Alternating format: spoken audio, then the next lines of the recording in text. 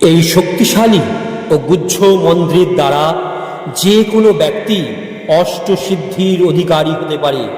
অষ্টসিদ্ধি মানে ৮ ধরনের বিশেষ গুণ।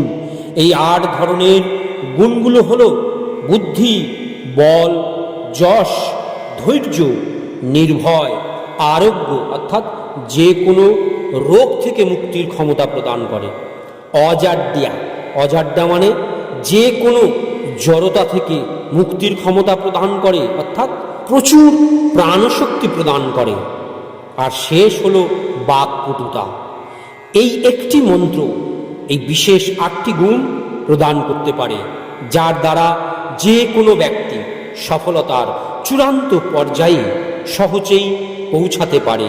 এই মন্ত্র নিত্য ২১ বার জপ করুন, আর ৬০ দিন কন্টিনিউ করার পরে আপনারা এর আশ্চর্য রকমের ফলাফল নিজেই লক্ষ্য করতে পারবেন।